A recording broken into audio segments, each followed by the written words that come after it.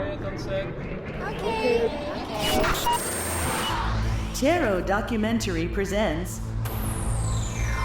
Filming in Thailand, a podcast for movie lovers with exclusive stories from behind the scenes. Rolling sound Sound rolling. and action. Hi, I'm your host Stéphane Lambert, and this is a new episode of Filming in Thailand. And here we are again. This is a new episode of Filming in Thailand with our guest Chris Lowenstein. So welcome and thank you for joining us today. No, my pleasure. Thanks, Evan. It's our pleasure, and especially knowing that you are always in a plane somewhere, from usually Chiang Mai to Bangkok and Bangkok to somewhere else. Yeah, Bangkok, Chiang Mai. Are Every you, weekend this year. are you coming straight from the airport today? Yeah, I'm not. Oh, Look, if you caught me tomorrow, maybe. So this episode of Filming in Thailand is a bit special. Filming in Thailand, was titled Filming in Thailand because there is this big industry of foreign production coming to Thailand and filming small budget, large budget, indie films, studio production. And what most of these project films shooting have in common is that you're involved. More or less. Some of them. So, Chris, are you filming in Thailand? I'm definitely filming in Thailand. What are you filming in Thailand? I'm filming everything in Thailand all the time. In fact, one of my mottos is just keep filming. Just keep filming. Just keep filming. So if anything goes wrong or we have any issues, it's like, don't ask questions, just keep filming. And Keep the camera rolling. Yeah, and we recently did a 23-year T-shirts for. We're actually 27. Living Films turns 27 this year. But yourself, you are 23 years. Yeah, there you go. Living Films started before me. We want to know. We want to know. Born into it. And one of our new logos mottos is just keep rolling. So you've been filming in Thailand for 27 years. Yeah, we started in '96. What was the first project that kickstart the whole stuff? Well, actually, I was freelancing before that, so I was ADing on feature films that we're shooting in Thailand. Being an assistant director. Yeah, exactly. So, making every excuse to get on a project that was shooting here originally before I moved permanently, and then Living Films was '96 when we started, and we actually started small. We started with a series of 5 or 6 documentaries.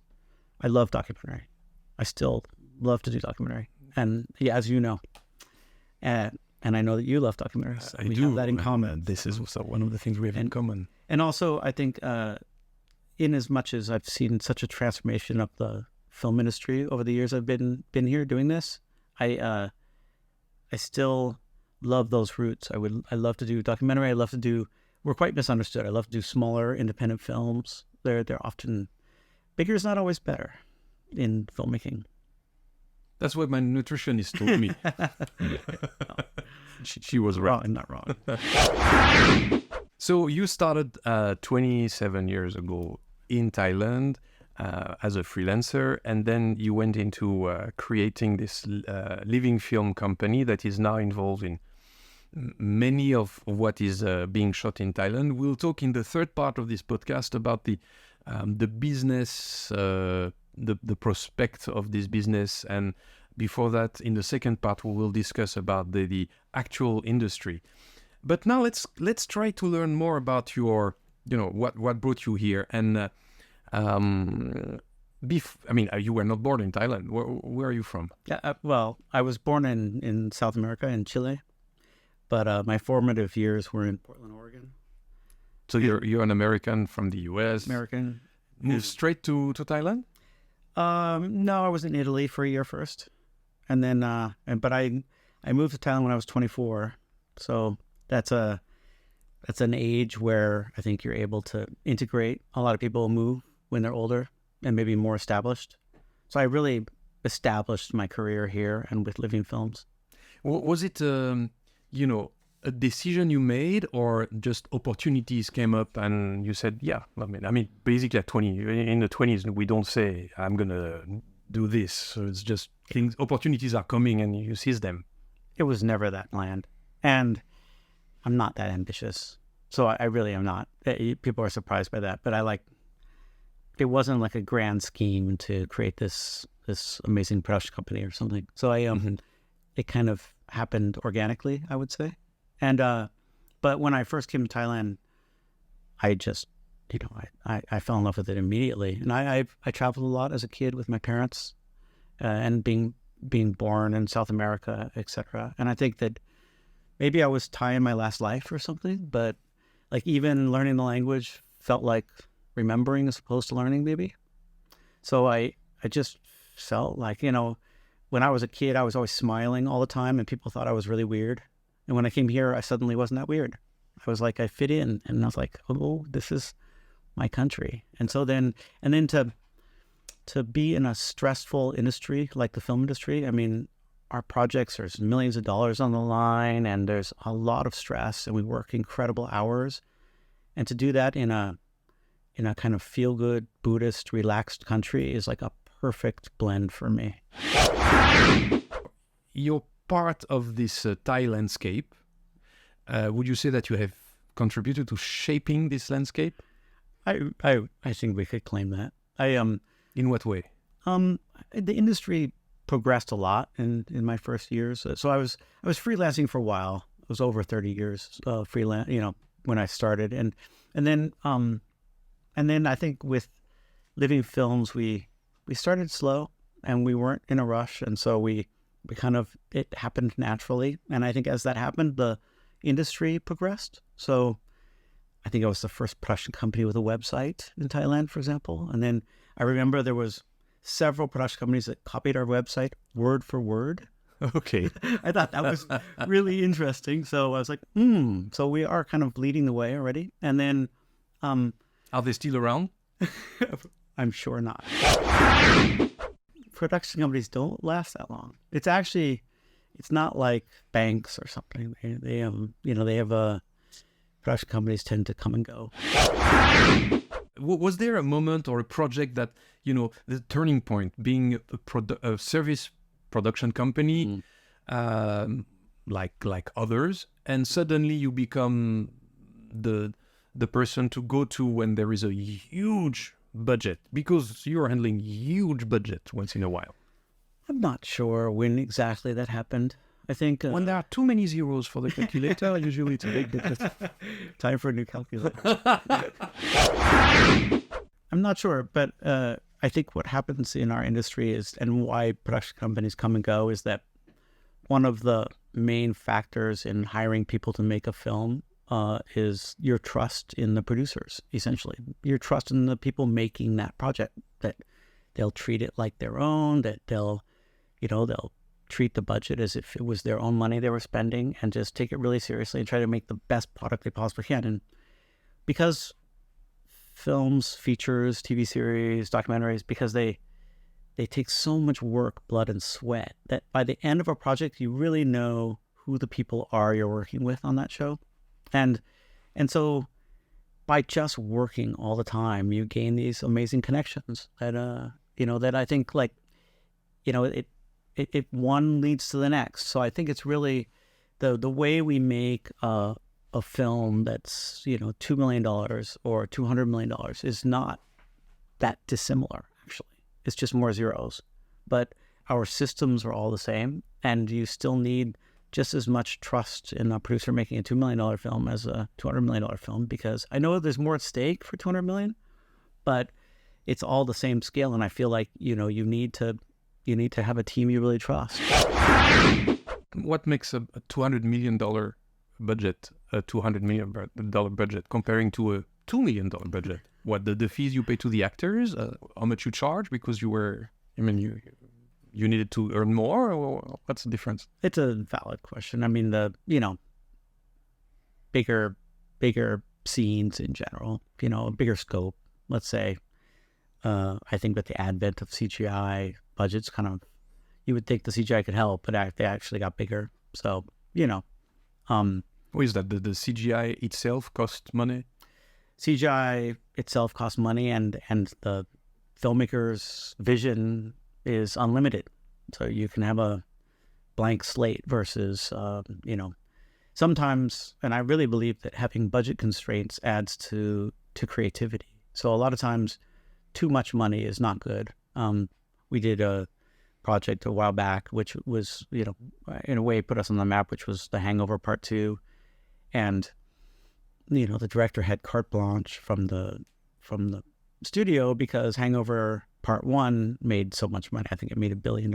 So you have a director who has carte blanche, and that's not easy on producers because, so for example, we had a sequence, I don't know if you've seen the film, where there's a car chase in Chinatown at night. And so we went to block out for 4 nights, 4-block radius of Chinatown. In Bangkok. In Bangkok. I mean, it's insane. Which is already jammy without the car. So.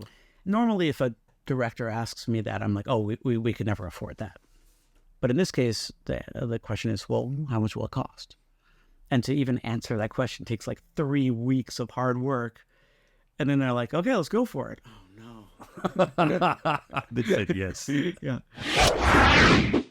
In this particular movie, Hangover Part 2, you have the scene in the red light district and you have the scene over Bangkok. Yeah. At a time where drones were not, easily available. That's true. Tell me first about the scene in the red light district where it seems that, you own the place. We didn't really. What do you mean, not really? Well, we paid every bar, but we can't really stop people from going through the street. That would be... You didn't close the street completely. That's one of the times where I was like, we'll never afford that. And they're like, okay, we believe you. And so what we do in a sequence like that is we put up signs. It's kind of a Hollywood gag. We put up signs at the end of the street that say, if you pass the sign, you're giving your permission to be in this picture. And it's true. And we take pictures of the signs, for proof later if there's ever an issue. But so many people just turn around. Some people turn around and some people don't see the sign, I'm sure. And a red light district is one of the few places you actually don't want somebody who's not an extra or in the movie to be seen in a major motion picture. So what we do is our trick is to put a bunch of our own people in there to block the real people. Okay. And make it look really full. So you're getting like natural production value from the actual people on the street, and you have your own in wardrobe. And so that's kind of how we did it. We did it like, and then part of it's in the editing. You want to make sure. And actually, one of the hardest parts on that street was to get copyrights on the different signs, the different signs and names of the bars, which can be quite lewd. Yeah, there is another part. You're on the top of this building. People who are familiar with Bangkok know this building. It was one of the first moon bar, rooftop bar, active in Bangkok. Fantastic view, fantastic setup. And they were famous for saying, no one can film us. It's not possible to bring a camera. Don't even take a picture. You have this place, but not this place to take a picture. And in Hangover Part 2, not only you are filming from, but you're filming towards the place. And it seems that you have a helicopter touring around. 2 helicopters. 2 helicopters. I've heard also that you had a kind of some sling attached. The camera was... The stories get bigger each time. But yeah. So what's the real story? You had helicopters. We did have helicopters, and we shot them for 4 days, if I recall. And the manager, the mastermind behind Scirocco, State Towers, a man named Deepak, who's a renowned businessman, and not the rapper. No, but he did write a book which is quite popular on business, and he was tough, and everybody knew you couldn't get permission. And so sometimes when you know it's that hard, you go in a little bit easier because you're like, look, I'll give it a try. Sure. It's always my attitude. Like, even if it's impossible, well, let's see what we can do. And it was weird. And we had negotiations with him. And one of the things that I've done in Thailand, because I've been part of this whole kind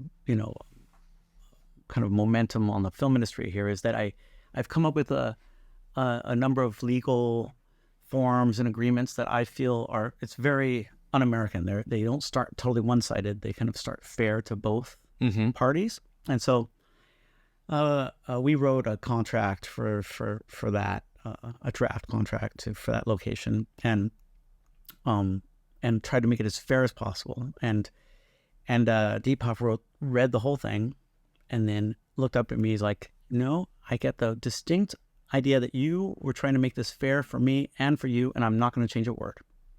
Wow. And so finally somebody recognized in a very important moment what we were trying to do.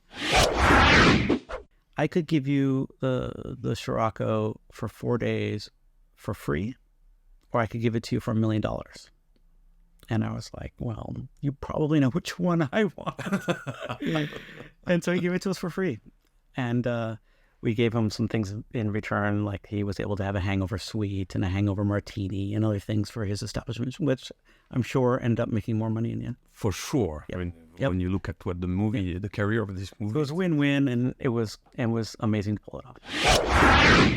So I'm sure you would agree with this quote from Martin Scorsese saying about producers that a great producer is a creative enabler, a visionary who knows how to navigate the complexities of the industry.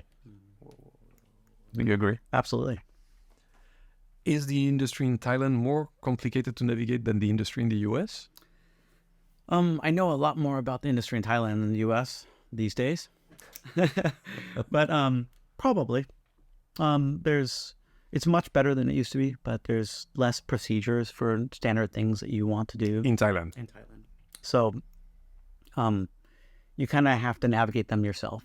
So, and it's funny because even like government red tape or permissions to shoot places, and it's quite different depending where you go and which province you shoot in, etc. And so, I mean, we often will complain about why it's so difficult, but then we say, well, if it was easier, we wouldn't have the niche we have. So maybe it's okay.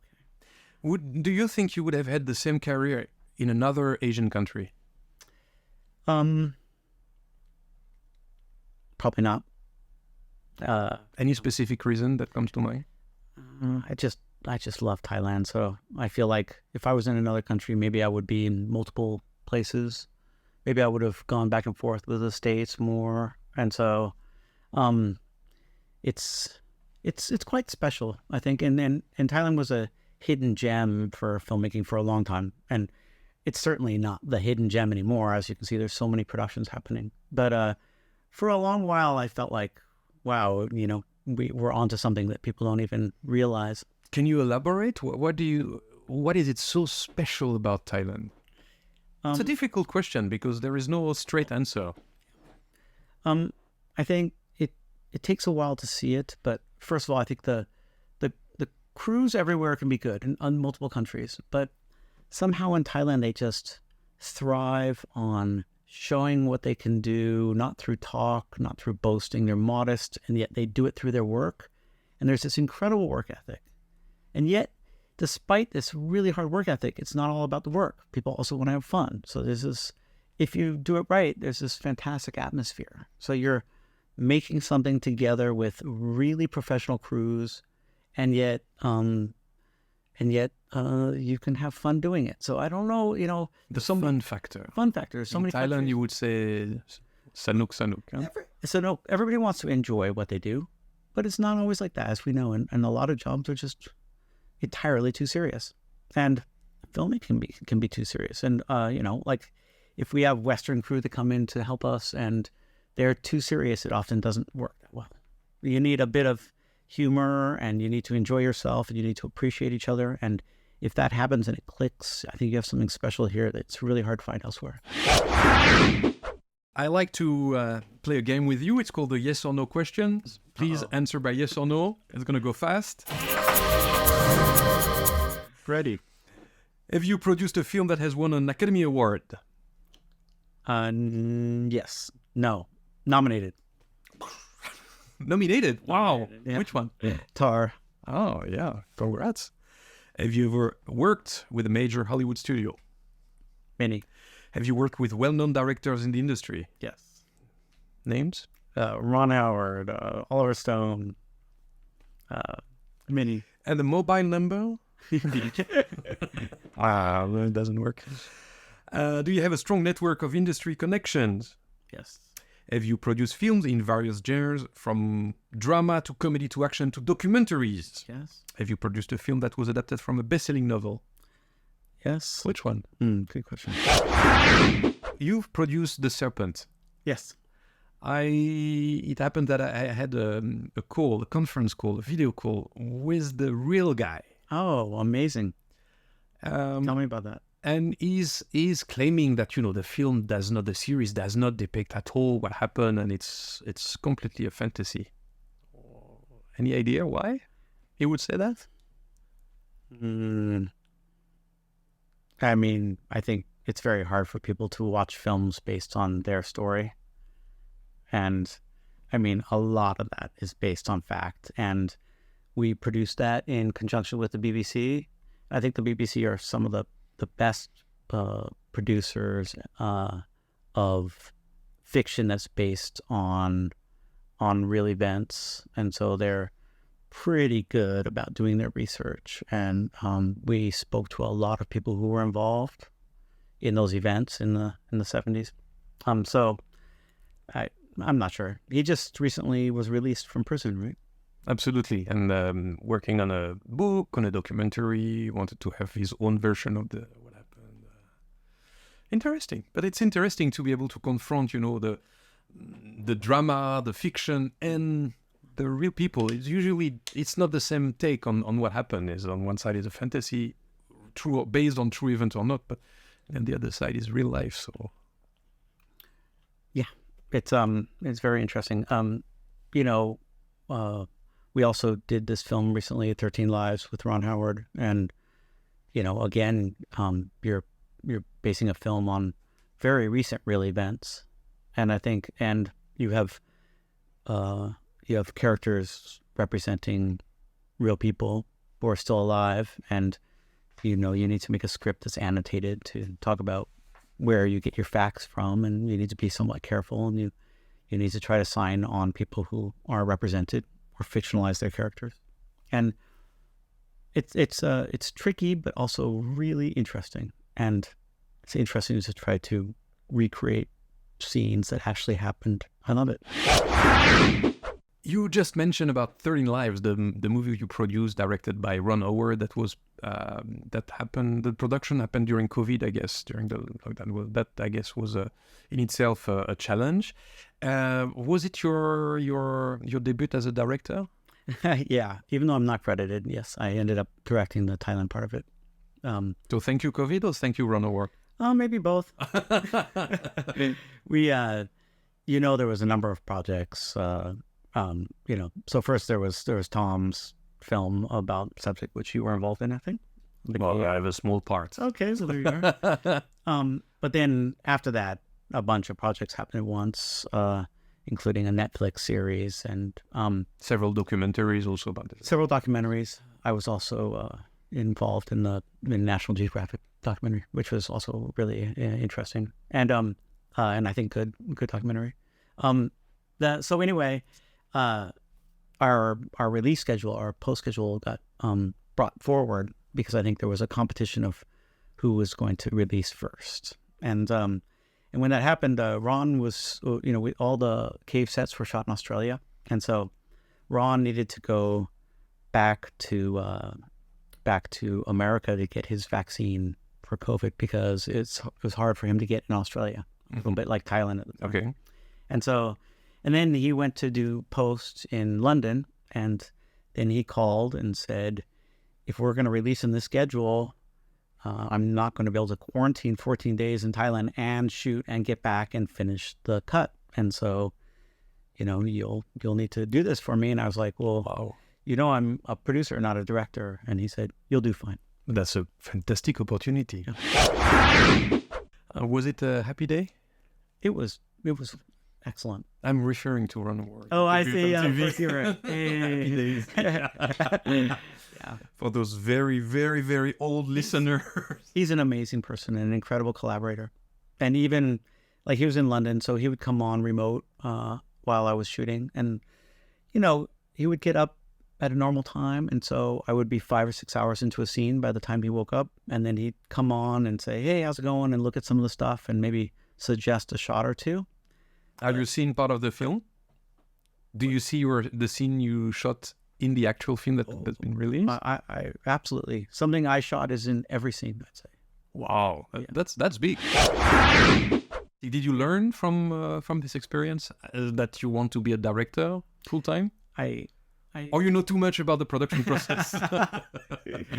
It's funny because my line producer, Thai line producer, ended up being like my producer as I directed, and suddenly I was asking for bigger drones and cranes and stuff. He's like, what happened? Our roles just switched. Like, I can see how it works. That's hilarious. I loved there's moments of making that in Chiang Mai where we had a moment, if I might, where like, for example, we did 3 weeks of just shooting scenic stuff, a B-roll since the in Chiang Mai.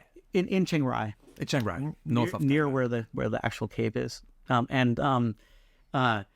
Because a lot of it had been shot in a cave in a cave set in Australia, so Ron really needed to have scenic shots to set it in Thailand, and he also wanted to make that mountain and cave into basically a character, so there's a lot of emotions, and instead of giving me specific shots he wanted for that portion, he wanted he actually gave a list of like almost emotions he needs in different scenes, and to try to shoot it within the natural environment. I had a week of shooting with actors and real scenes as well. So as I prepared for that week with actors, I would go out every morning. I told Ron, I was like, I need to have a good film crew and a drone for all of my prep. And what I'll do is I'll go out. So for example, one of the things he wanted was like some shots of torrential rain on the mountain. So I was like, well, I can't just call up torrential rain on a Tuesday. So what I need to do is be ready for when torrential rain happens. So I scouted. Directors. Yeah, right. I scouted, I prepared. So for example, there was a shot I had in my mind, just like a field of giant leaves, those elephant leaves, some tropical field with a mountain in the back with like heavy rain on them. So of course I'd go out and scout it when it wasn't raining. We would dig our ditch for our slider and our camera and set the shot up, shoot it without the rain. Then go back and prep the movie. As I'm in the office and prepping the movie, I'd look out the window and be like, oh my God, here comes a massive storm. We'd like, go out, get in the vans, spot number 3. And then we would race off, set up the camera, and wait for the rain. And there was a couple of moments when I was doing those rain shots where the clouds were swirling and the mountain looked amazing. There was mist and, somebody put on a little bit of music. And I was like, wow, I love my job. Was it because there was no live actor involved? No live actor, no screaming producers, and calm. It was our set, and just to Ron really was an amazing collaborator. Let me just go with that, with my shots and vision for it, and I think we got amazing stuff. So anything you see in the entire film that's like scenic is stuff we shot over those 3 or 4 weeks, and then all the Thailand village and street, stuff, and all those shots of the kids on the bicycles going to the cave is all the stuff we shot in that final week. So your experience with other directors over the past 15 years before this happened nurtured you to be able to suddenly become the director? Absolutely. One thing leads to the other. I've directed documentary before, but and it wasn't like I came off this and I'm like, oh, I'm a director now. I mean, I love producing, and I'm made for that, and I feel proud of what we accomplished producing. And when you produce a film successfully, you pull together so many different elements into one moment to shoot that project, and that's why projects that stop and stutter and don't quite get done, you lose momentum so easily, because it's using every bit of your skill to pull it together. And when it's working and you see like what you've put together and the filming is smooth and the images on the screen are amazing, it's a great feeling of. How would you then break down your work and the work of the director? Well, Because what you're saying is very, I mean, it's really on the creative side. yeah, it is. Of course, it is. The producer has to be involved in the creative journey. I mean, there's, as we know, there's multiple types of producers, but I think almost all producers are creative. It's a misunderstood thing. Even budgeting is creative. I mean, we budget a project way before we have people working in departments, and so like if I budget a major project, it's going to be like me at my desk in Chiang Mai at midnight, thinking like as a production designer, for example, how if I was designing the scene, how would I design it? Isn't it frustrating that you go through this creative process to build up a budget, for instance, and then you hand it over to the production in charge of the developing the film, and they talk to the director, and the director comes up with something completely different. I'm sure this happens quite a lot. That's part of the process. That's fine. Now, how do you deal with that? Where do you draw the line? Like, this is, or you feel that it has to be this way because of what you know about the place you're going to film, what it will involve in real, and then the actual filming, and then the director vision somewhere far away saying, no, it has to be raining from, earth to the sky. Great thing about filmmaking is that it's all about human emotion and getting along and collaboration. So I think understanding people, it's why I like to play poker, for example. It's about the psychology of the game. It's not just odds. And so there's always psychology. So I think a lot of it is getting to know a director and how to relate to them, and also the other filmmakers, the director of photography, et cetera, et cetera. So, I mean, my style, if I'm with a director, I'm like the director's producer, is to always give options. So maybe I have my way to things the direction I would like. But if a director really believes otherwise, then I need to really listen to that and see if I can do that. And if the director starts to go over budget, we say things like, well, sure, you can have the super Technicrane, but would you rather have the super Technicrane or the 100 extras that you asked for? And you'd be like, Oh, that's tough. I'll take the 100 extras. That's or whatever. super tough. So you ask the director to abandon his vision of a shot. I don't say no. Okay. Yeah, you don't say no. It's even worse. How conniving. Have you ever been in a situation where you have to deal with the director's vision and it's wrong because of your experience working with talented people, and no, this shot should not be framed this way, or we should not organize the actors that way, or we choose an actor who I think is wrong for the role? I mean, it's a collaborative process, so all we can do is say our piece. I always have an opinion, and I'm not shy to express it. You're famous for that. Yeah, thank you. But I'm not going to I'm not going to impose myself on that process. It has to. If you impose like that, then the next decision becomes harder and harder. So I think then it becomes a kind of battle, which is to be avoided, I think, in filmmaking. Let's go to masterclass. You said there are many styles, many different meaning for the word producer. Could you briefly tell us what are because the American way and the European way and the Thai way of using the word producer is very different. According to you, Chris, what is a producer? Well, first of all, it doesn't work like that because it depends on the genre. So, yeah, I know. You ready for an hour? But I am. Are you? Please. Actually, for example, just taking two TV series and feature film. Okay. The concept of producer is quite different For TV series and yes. feature film. Yes. So we were just talking about this the other day, actually. So, for example, in a feature film, if you put a large sum of money into a production, you're probably going to be called an executive producer. But there's also an executive producer that's creative. You can have Steven Spielberg would be an executive producer and a director. What would be his job as an executive producer? He would sign off on the final budget. So he would help make those decisions, especially when people get famous, they're usually going to be a producer as well. And and then of course you have lots of other types of producers, associate producers and co-producers and supervising producers. Quite common is line producer, which in a feature film is really the person who's in charge of the budget. The line producer. The line producer. I like to think of it as they're in charge of every line of the budget. Makes sense. Yeah. But then if you take TV series, these are quite different. So writers are producers. So an executive producer will be the lead writer. And there's usually just one non-writing executive producer who will be the director's producer. And so almost all writers in a writer's room will end up with some sort of producer title.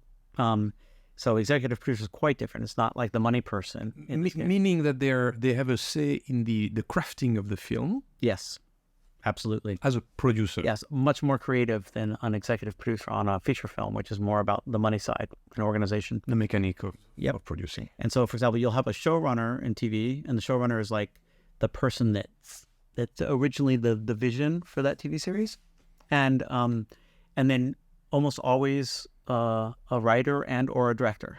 So in our current project, our showrunner wrote 2 of the episodes, directing 2 of the episodes, looks after the creative of all episodes, and is a producer. So doing multiple things as a showrunner. The showrunner. I have this quote from David Chase about showrunner, saying a great showrunner is like a master chef combining different ingredients to create a delicious and unforgettable TV series. And that's because they're a writer. So really the key to doing that, I agree with that, and the key to do that is having a vision that's also written down. And so a good TV series will have multiple writers, and then the showrunner needs to consolidate those visions so it's uniform across the whole TV series. And that's quite different, and there'll be an executive producer. So that's quite different than your typical producer on a feature film. Without a producer, there is nothing happening. Absolutely. And the producer is really the one who hires everybody and puts it all together. So, and the final decision generally rests with the producer. So are you, as a producer, the one who is dealing with egos on set? Sure. Does it hurt? And when there's a problem, believe me, they all call the producer. I think a big part of our job, especially for me in Thailand, is to be like the set psychologist. So there's often conflicts. There's so many different personalities and people who come together for our show. Conflict because you have cultural gaps or conflict from where? In Thailand, well, on any show, anywhere, you're going to have conflicts because you're going to have, it's a big collaboration with a lot of people, and people have different visions. And then in Thailand, you have the whole cultural piece to it. On our current project, we have it's a big crew. We have 650 Thai crew, something like that, and a lot of aliens. I mean, foreigners. A lot of aliens. We have people coming from 10, 11 countries: England, France, Hungary, Canada, South Africa, Australia, New Zealand. It's a lot of countries. A lot of countries, and so we have a lot of Germans in our art department. So and everybody's really professional, but they have different ways of working. Of course. Yeah, and different formats for how, what's set deck and what's props in Germany is quite different than maybe somewhere else and stuff like this. So do you have a crash course, a cultural session saying this is how we're going to work? How do you handle that? I'm like, well, when in doubt, do it the Thai way, please. Because you are in Thailand. Okay. And we have a system that works, as we know. So I try not to change the entire country where they are visitors into their system. How big is the current project you're discussing? It's big. It's the biggest thing we've ever shot. It's, I would say, 5 times bigger than anything's ever come into Thailand. Kind of a out of space budget? It's definitely out there. I mentioned it because I read about it. And anybody who good. Yeah. All good. We obviously I can't say too much because it's a current project and I take the confidentiality of course seriously. But I'm not here to try to get some secrets out of you. But what's the name of this project? But it is, and a lot of people know about it. But it is a large scale sci-fi series, and one of the exciting things about it is that it's the first time I think that a major U.S. Hollywood TV series picked Thailand as its home base, as its mothership. Home base. That's a big thing. Yeah, it's really big because it's the first season, and so any TV series is going to strive for multiple seasons. We're signing, some actors to 7 seasons, I believe, so as an option. So there's a big vision for a long series, and often Thailand has gotten, like the Serpent was the entire series, but it's a limited series. It's a one season only series from the BBC, and so it's a little bit of a different scale. Whereas we've done episodes of different series. We did 2 episodes of Miss Marvel for Marvel and Disney 2 years ago, and that was big production for the 2 episodes because Marvel. But in this case, the entire series, shooting 110 plus days, takes place in Thailand, and hopefully multiple seasons. So exciting. So you're saying that you said that the U.S. company decided to home base the series in Thailand. So it means that you are shooting in Thailand scenes that are not taking place in Thailand, or it's not taking. I know it's difficult to be too specific, but what does it mean actually that it's the home base is in Thailand? Actually, a lot of the series takes place in sets that are built in the studios. So we're building sets across town in multiple studios. It's about, let's say, 70% on set, 70% location, 30% location. So portrayed as Thailand or portrayed as a place? A place in the world. Okay. Yeah, it's in the future, so it's sci-fi. So it doesn't have to be specific to a place. So I guess the competition to bring this to Thailand had been very hard, very tough. Budgeted in 11 countries, I believe. Wow. And I think and what I heard from the studio is that the first criteria for deciding where to bring a large-scale series to Thailand is incentive. So whether there's money back from the government, which most countries have, the crew infrastructure, and studios availability. Because countries with more studios, you're able to build more sets. And it's a real a moment for us, I think, because traditionally Thailand was always a location-based country, let's say. A lot of maybe The Hangover was written for Bangkok, so it's an obvious one, but there's a lot of, or The Serpent took place here. Bangkok, although The Serpent we shot Thailand for also 8 or 9 countries in the end. But a lot of series will come to Thailand because of jungles or temples or beach scenes. Whereas if you build a set in a studio, the fact is you can build it in any country in the world. Anywhere in the world. And so I guess economy, good art departments come into play. And this is where Thailand used to be this amazingly well-kept secret. And now we can get a series that has major building, multiple sets over multiple studios simultaneously. And that's, and it's a learning curve in some ways. I don't think Thailand's done that before, but exciting. I've learned a lot. If you had to choose, let's say, 5 films that anyone wants to come and work in Thailand should watch to understand the place, what would they be? 5 films to understand Thailand. 5 can be 4 or 6. I mean, well, hot on my mind is 13 Lives.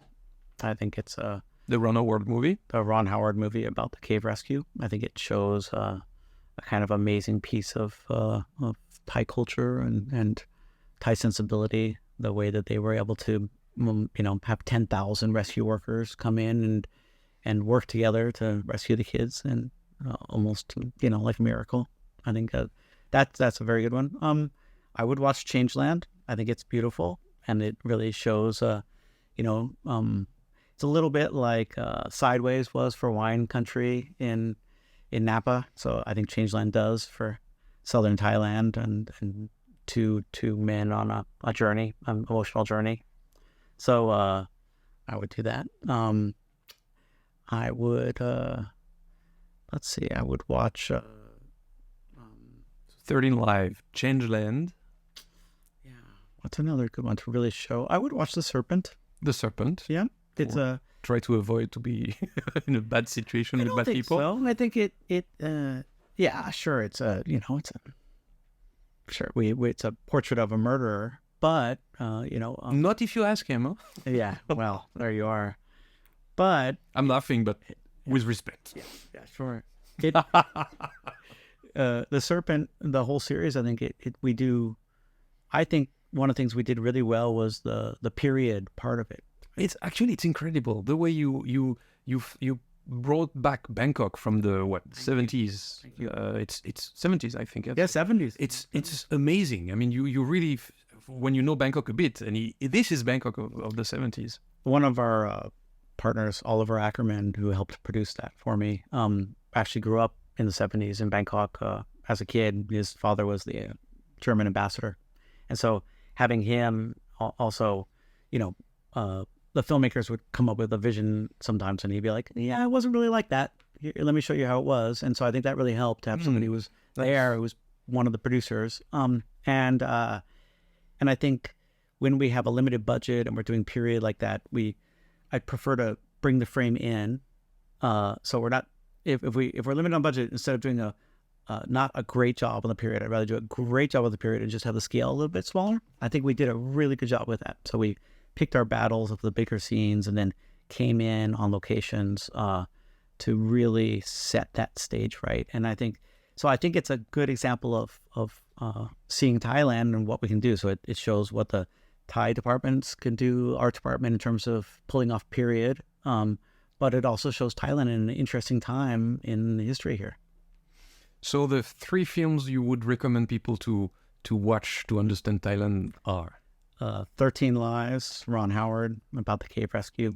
And Changeland, which is Seth Green's a movie which is kind of like Sideways and Napa, but it's in Thailand. And The Serpent, the TV series, which is on Netflix, which shows Thailand in the 70s.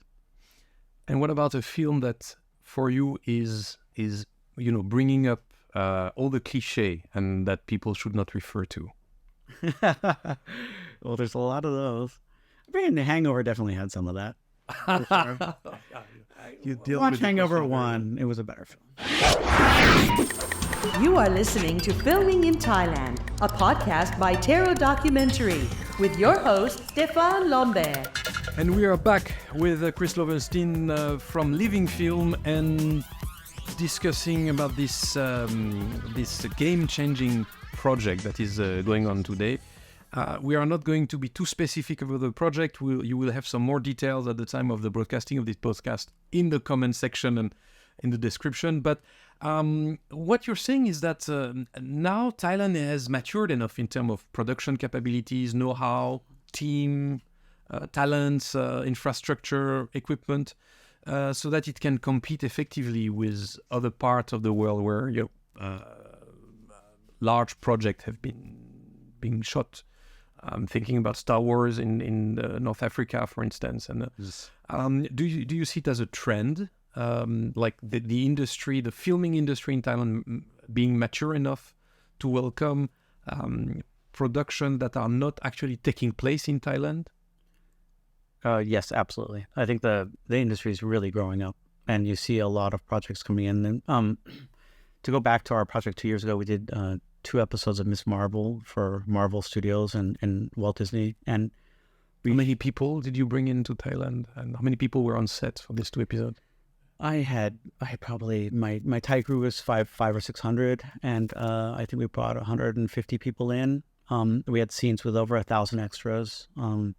So some big scale scenes, and 2 full episodes of a Marvel series. Takes quite a lot of preparation, several months of preparing before we shoot it. And we were shooting Thailand entirely for modern day Karachi, Pakistan, on one hand, and then 1940s India on the other. That's interesting. Yep. And why not India? I think it's a lot easier to do 1940s India here than India, ironically. But there's a lot of filming in India, so it's not that you can't film in India. That's why I'm asking the question. Yeah. 1940s in India now does not look like 1940s India then either. Mm-hmm. So neither place does. So for example, for one of the sequences, we were recreating the partition, where essentially the Muslims in India separated by train and went to establish what is modern day Pakistan.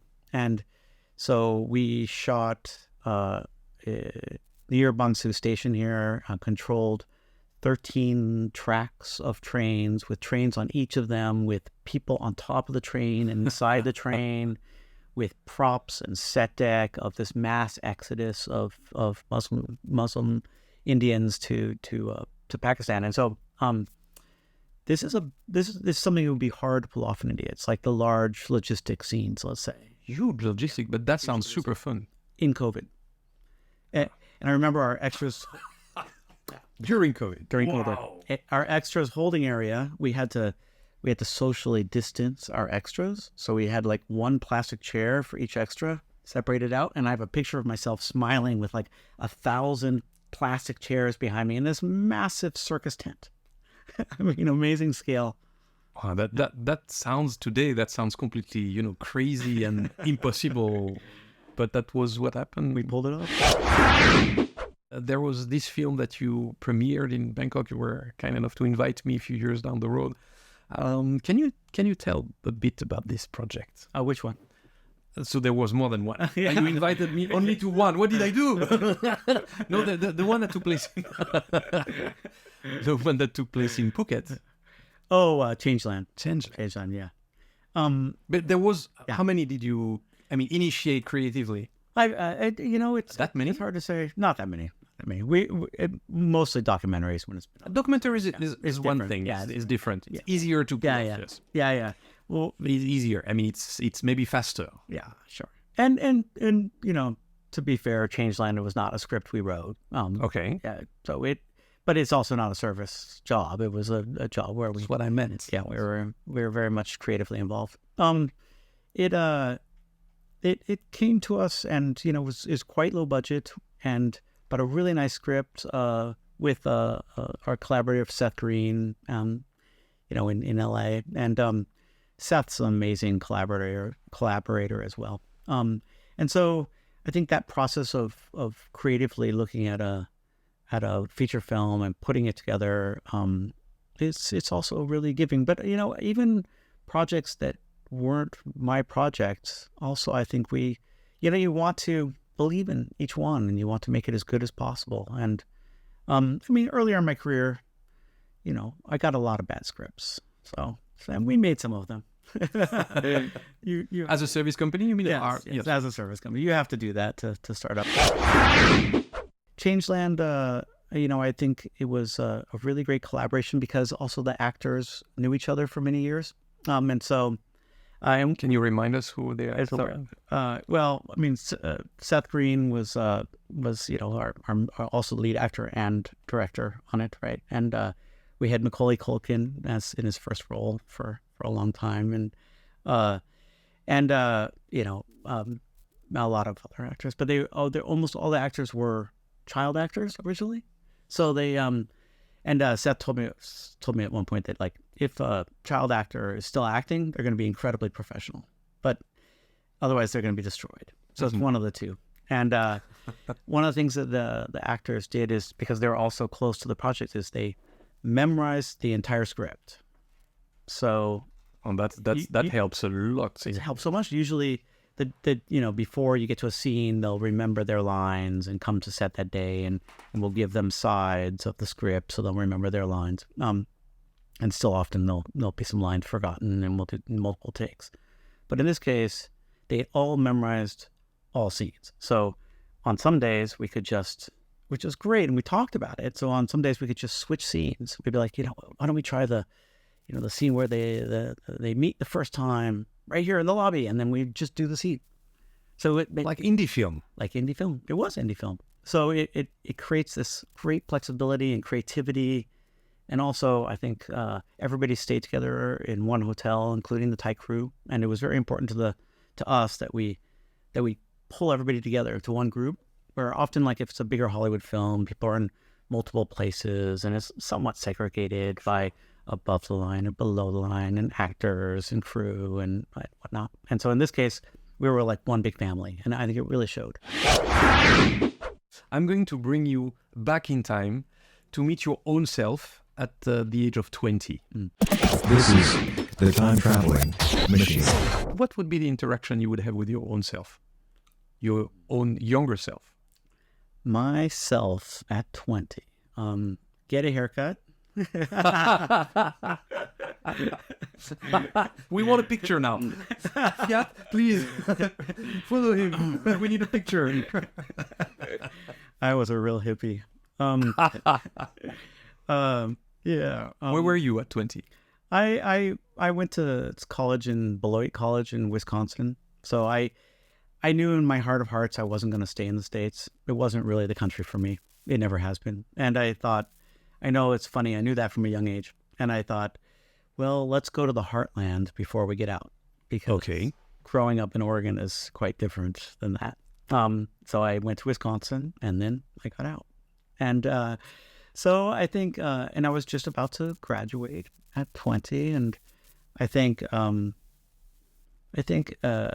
I would probably tell myself that, don't worry, you're going to make it wherever you go. Because at the time, I have to say I was quite worried about going to LA.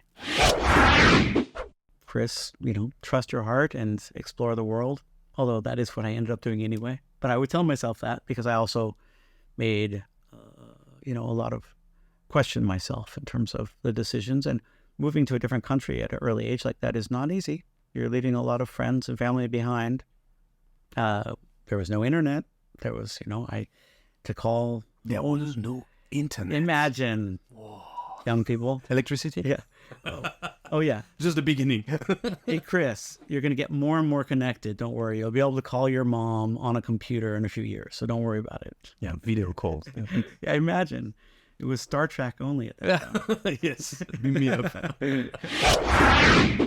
What are you saying to all these people that are in their 20s, even 30s, coming to you and say, hey, what is your advice for me to be successful? I want to be a producer like you. I want to direct film. I want to make it in this crazy industry. What do you tell them? Go for it. I think there's plenty of room for... To people you actually like. Yeah, okay, right. Good luck. I think people should follow their passions. And, we need to believe in what we do. And so if that's really what they want to do, one of the great things about the film industry, I think, like we were talking about, what does a producer do? I think a lot of people don't really have that idea. It's just a concept. Oh, I want to be a producer. Or I want to be a director. But the truth is that there's so many different roles for people. And one of the things I've been able to do in my career is to take people who are starting and kind of realize that maybe they're in the wrong position and maybe they need to just move over to this position, which would be better for them. And then suddenly they find something they love and you get great loyalty back from starting people in certain roles. Like when I was in film school, I thought that somebody should tell the students, like, hey, if you need a lot of sleep, you could probably forget it now. Like, yeah, that's good advice. Right. If you need that 8 or 9 hours a night, well, maybe go into something else. How many hours do you writer? Yes. Not many, a lot of the time. And so having that drive, but also realizing that, like, there's so many different roles. So it may be that, like, you try to be a producer, you don't like it, it's not for you, or maybe you're not good with numbers, so you're not a good line producer. But just try different roles and something will click, I'm sure. What is your flaw or your weakness that you had to fight so that you could be successful, or that you had to fight not to fail? Well, I think most of my professional life has been in Thailand, and so a lot of it for me is about integrating with the culture here and the people. So it's quite different than a lot of people's paths. Like if I was in LA, it would be very different. I'm sure my life would be quite different. I'm sure I'd still be a producer, but it would be different. Living in Beverly Hills, and I can think about my swimming pool, but I don't have a swimming pool here. But the view you have from your office is quite good. And I grow my own rice. So. And you grow your own rice. I'm okay. And I'm with my wife now. We're gonna be 30 years soon, and it's a cross-cultural marriage. And congrats. Thank you. And this is a similar thing. Like cross-cultural marriages are not easy, and we need to let go of some of ourselves and have compromise. And I feel like production here is similar. I need to produce films at high level, but also to bring everybody with me and in a way that is copacetic and that people enjoy the process. So that was the biggest challenge. Before we part, I would like to offer you the award for Best Guest Ever at Filming in Thailand, at least for this episode. I have to tell you which was everybody gets the Guest of this episode. best guest of this I'm episode. glad I'm the only guest of the episode. I feel very honored. So here is the award, the official T-shirt of Bangkok International Documentary Award and Film Festival, one of our partners. Chris, it's been a thrill. Thank you very much. Thanks, Stefan. Thank you for being such a great guest and, talking openly about so many things. And I know that you try not to talk about some stuff and you ended up giving us many details. So thank you for that. Okay, people, fantastic. That's a wrap. Thank you, Chris. Thank you.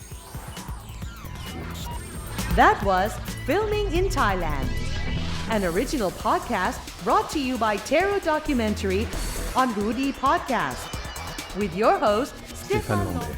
Thank you for listening and stay tuned for our next episode of Filming in Thailand. Nice, thank you. Thank you so much. Was that all right? It was fantastic. We talked for quite some time. For a while, huh?